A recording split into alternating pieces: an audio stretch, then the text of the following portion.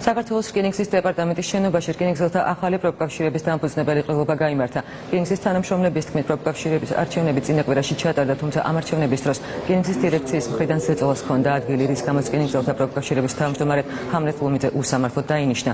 უკვე მოქმედი პროფკავშირის წევრი გია ნიკოლაიშვილი რკინიგზელთა ნაწილის ბრალდებებს პასუხობს და აღნიშნავს, რომ წინა არჩევნება სამართლიანად ჩაიარა და ზეწოლას ადგილი არ ქონია, კენჭისყრა კი ფარულად ჩატარდა.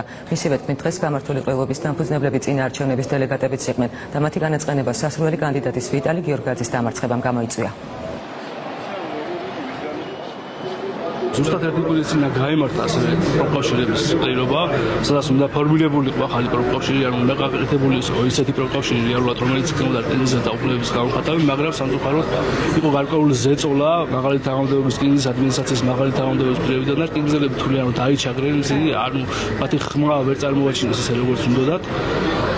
და სწორედ ამან გამოიწვია ის, რომ დღეს გვაქვს უფლება რკინიგზელებს შევქმნათ ისეთი პროფკავშირი, რომელიც იქნება რეალურად მათი უფლებების გამომხატველი. ჩვენ უშათა კლასს დამცველი გჭირდება და დამცველები და გამომდინარე ჩვენ ისეთი პროფკავშირი გვინდა, რომელსაც ეხლა ველით.